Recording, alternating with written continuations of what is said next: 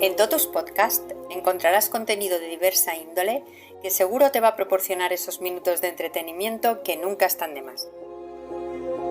Y aquellos que fueron vistos bailando fueron juzgados como locos por quienes no podían oír la música. ¡Hola, José! Buenas, Antonio. Por fin conseguiste soltar una frase de Nietzsche para empezar un programa. Estarás contento, ¿eh? No tan rápido, forastero, que la frase me surgió cuando me dijiste a quién le íbamos a dedicar el programa de hoy. No te quejarás, porque creo que le viene como anillo al dedo. Además, la defensa que hizo Nietzsche de la música a lo largo de su obra y cómo la expresó es algo que nos encanta. Vale. Ahora que lo dices, pocas frases como esa que dijo el filósofo alemán capturan tan bien la esencia de nuestro protagonista de hoy. Un hombre cuyo violín era tan divino o tan diabólico que su arte desafiaba toda comprensión. Hablamos de Niccolò Paganini.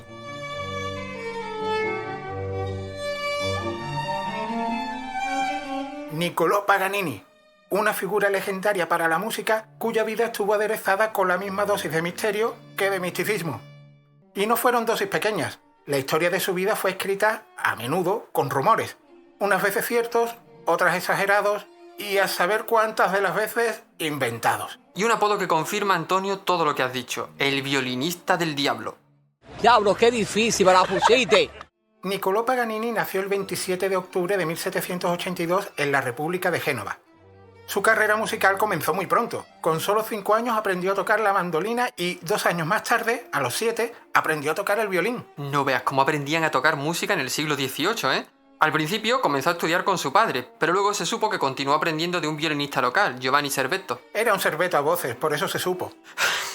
Más tarde recibió clases con el célebre Giacomo Costa. Cuando hizo su primer concierto público solo contaba con 11 años, en 1793. Y debió de ser un éxito, porque esto lo llevó a Parma a estudiar con Alessandro Rolla y Gasparo Ghiretti, ambos grandes violinistas y compositores reconocidos de la época. Y después de ese primer concierto en Parma, salió de gira, pero no internacional, sino por Lombardía en 1797. Gracias a esta gira, la reputación de Paganini comenzó a extenderse. Por supuesto, también le permitió independizarse económicamente. Y ahí comenzaron sus problemas, cuando empezó a ganar dinerito. Sobre todo con el juego y con algunos escarceos amorosos. Administró tan mal lo que había ganado que tuvo que empeñar su violín. Y una guitarra que también tenía. Algo casi esperable. El temperamento de Paganini quizás chocaba con el de su padre, que fue un hombre estricto.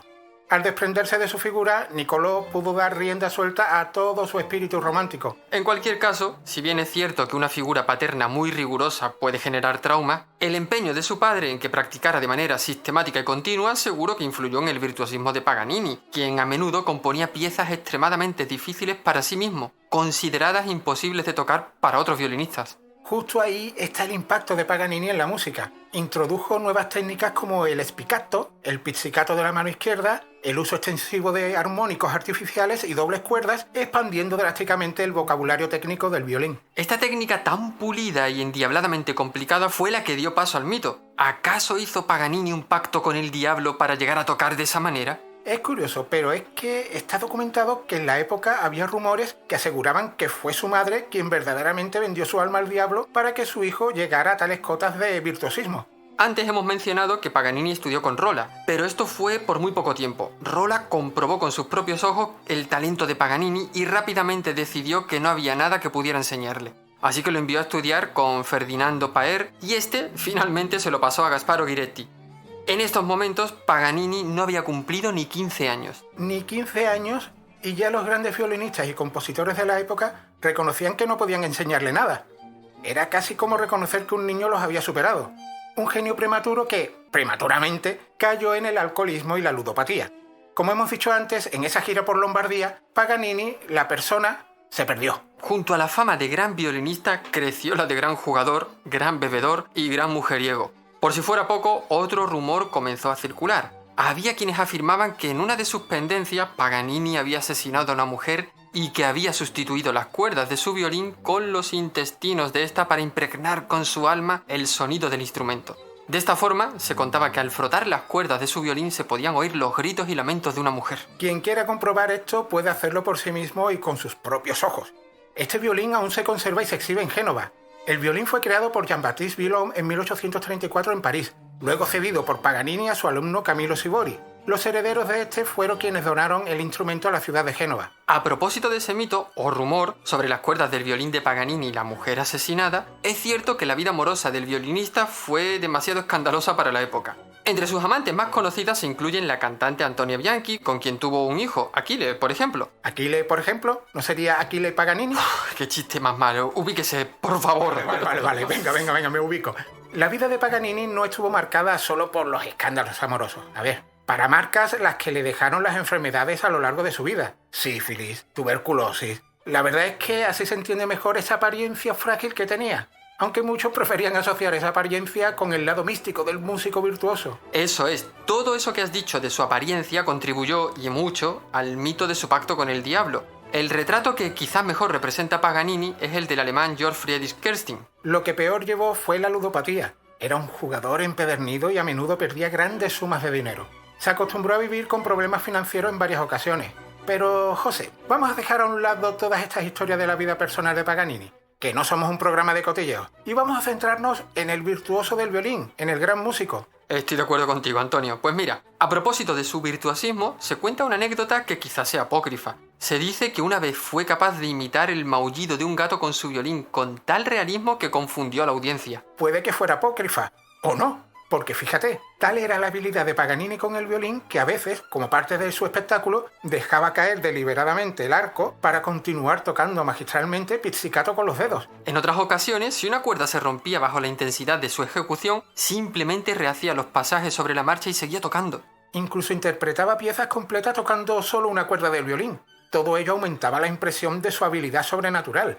¡Diabólica! Quizás muchas de las anécdotas que estamos compartiendo solo sean eso, anécdotas. Incluso puede que solo fueran rumores o invenciones. Pero el impacto de Paganini en los músicos que le siguieron fue tan grande que nos hacen pensar que, aunque muchas de estas historias fueran increíbles, también podrían haber sido posibles. Paganini influyó enormemente en compositores como Franz Liszt, quien transcribió sus caprichos para violín a piezas virtuosas para piano, y Johannes Brahms, quien escribió sus variaciones sobre un tema de Paganini.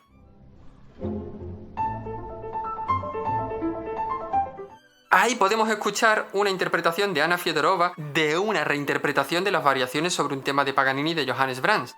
Aunque en ese caso se trataba de una rapsodia de Rachmaninoff sobre un tema de Paganini. Bueno, cosas de los músicos, versiones sobre versiones sobre versiones. Para que entendamos hasta dónde ha llegado la obra del virtuoso violinista genovés. Es que Paganini, fíjate que no fue solo un intérprete, también compuso. Ahí nos legó sus 24 caprichos para violín solo. Una obra que está considerada la cúspide de la técnica violinística y son una prueba de fuego para cualquier violinista. Solo 24 caprichos, ¿no? Solo. Antes de seguir, vamos a aclarar que cuando en música se habla de capricho, no nos estamos refiriendo a esa determinación que se toma arbitrariamente, inspirada por un antojo, por humor o por deleite en lo extravagante original, ¿verdad, Antonio? No. En música, un capricho es una pieza sin estructura fija, normalmente de ritmo rápido y muy animada, que suena improvisada o muy imaginativa. Puede estar escrita para un único instrumento o para toda una orquesta. Algo que se adapta muy bien al estilo de un músico como Paganini. Oye, antes hemos hablado de los rumores de la época sobre Paganini y su posible pacto con el diablo. ¿Qué te parece si lo desarrollamos un poquito más? Bueno, ya hemos ido dando varias pistas a lo largo del programa. Su virtuosismo, su estilo de vida y los rumores que lo acompañaron durante su vida alimentaron ese mito. Su estilo de vida era bastante, ¿cómo decirlo?, pecaminoso. Tanto que la Iglesia Católica le negó un entierro cristiano durante años. Sus restos fueron trasladados varias veces antes de encontrar su descanso final. Tampoco ayudaba Paganini a llevarnos a pensar lo contrario. En su lecho de muerte llegó incluso a rechazar la extrema unción. El violinista era conocedor de todos estos rumores y los usó a su favor para aumentar su leyenda y atraer a más público a sus conciertos. Si la gente quería creer que era amigo del diablo, que lo creyera. De hecho, se cuenta que no eran pocos los que acudían al teatro más por curiosidad, por si encontraban alguna prueba de esta relación entre el diablo y el violinista, que por su música. Y es que no en vano Paganini también era un maestro en el arte del espectáculo. Fue un precursor de la moda siniestra. A menudo se vestía completamente de negro y tocaba bajo una única luz para realzar la teatralidad de sus presentaciones. A propósito de esto, se cuenta una historia muy curiosa sobre su concierto en la Scala de Milán en 1813. Esta historia dice, en relación con algo que dijimos antes, que Paganini rompió todas las cuerdas de su violín, excepto una, y continuó tocando con ella, sorprendiendo a la audiencia. Sabía mantener al público en vilo y garantizaba que sus conciertos fueran espectáculos memorables. Sobre su apariencia hay una cosa más que no hemos comentado. ¿Otra enfermedad? Otra enfermedad. Niccolò Paganini sufría el síndrome de Marfan, un trastorno genético que provoca dedos inusualmente largos y articulaciones hipermóviles. Aunque esta enfermedad acarrea bastante dolor, paradójicamente le otorgó una ventaja técnica única para ejecutar pasajes complejos con extrema facilidad. Junto al síndrome de Marfan existen hipótesis médicas que veían en la exagerada flexibilidad de los dedos de Paganini al tocar el violín una posibilidad de que hubiese padecido también el síndrome de Ehlers-Danlos. Este síndrome implica hiperlaxitud ligamentosa, pero a costa de un sufrimiento que él mismo describió en cartas personales. El caso es que un cúmulo de circunstancias, la rigurosidad de su padre, su condición genética, su genialidad, etc., hicieron de Paganini una leyenda que inspiró a una gran generación de músicos que le sucedieron. Y, cómo no, también ha tenido su impacto en la literatura, en el cine y en la cultura popular. Una película que os recomendamos es la dirigida por Bernard Rose y protagonizada por David Garrett, el violinista del diablo, del año 2013. Gran recomendación. Vamos a ir terminando el programa de esta semana, que nos hemos dado un buen tute a través de la vida del violinista del diablo. Un hombre que desafió los límites de lo posible con su violín. Niccolò Paganini fue un fenómeno. Más allá del mito, Paganini dejó un legado imborrable que sigue cautivando en la cultura popular, como dijimos antes, recordándonos que hay genios que trascienden el tiempo. Paganini nos enseña que la verdadera maestría no solo reside en la técnica, sino en la capacidad de mover y conmover, de llevar al público a un lugar donde la música y la magia se fusionan. Su vida, llena de contrastes y controversias, es el testimonio de un artista que vivió por y para su arte, hasta el punto de ser considerado un loco por aquellos que no sabían oír la música que él creaba. En nuestra web, totuspodcast.com, en la entrada correspondiente a este programa os dejaremos unos cuantos enlaces y algún que otro vídeo de los caprichos de Paganini, de sus conciertos y ya veremos qué se nos ocurre. Déjense llevar por el virtuosismo de este genio. Como dijo Robert Schumann, después de Paganini, ¿qué queda por hacer? Salir a tomarnos una tapa de papas aliñadas, ¿no? Si en este programa no hemos hablado de papas. Pero hemos hablado del diablo, que conocía muchos de ellos.